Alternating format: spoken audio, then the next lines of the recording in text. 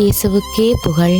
இயேசுவில் பிரியமானவர்களே, இன்று நம் ஆண்டவர் லூக்கா 6ஆம் அதிகாரம் 31ஆம் வசனத்தினூடாக இவ்வாறு நம்மோடு பேசுகின்றார்.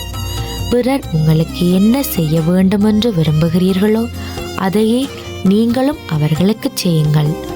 ஆம் பிரியமானவர்களே, இந்த வார்த்தையை இன்று நாம் ஆழமாக சிந்தித்து பார்க்க ஆண்டவர் நம்மை அழைத்து நிற்கின்றார்.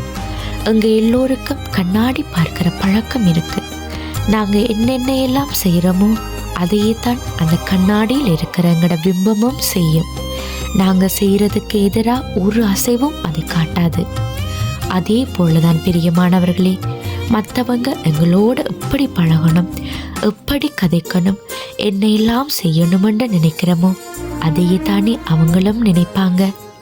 நாங்கள் மற்றவங்களை மதிக்காம புரிந்து கொள்ளாம அன்பு காட்டாம இருப்போம். ஆனால் அவங்க எங்களை புரிஞ்சு நடக்கணும், கோபப்படாம இருக்கணும்னு நினைக்கிறதெல்லாம் சரியான விஷயமா? குடும்பத்திலையும் இதே போலதான்.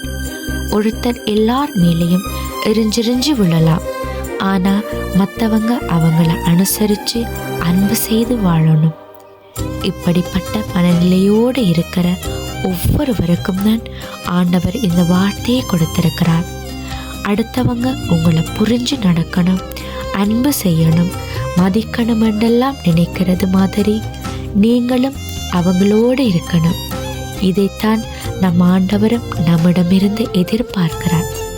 பைபிள் வாசித்து ஜெபம் செய்து ஒருத்தலிருந்து அடுத்தவங்களை மதிக்காம முகம் சுழிச்சு வாழ்ந்தீங்க அண்டா, நீங்கள் பைபிள் படித்து ஜெபம் செய்கிறதுல ஒரு அர்த்தமும் கிடையாது.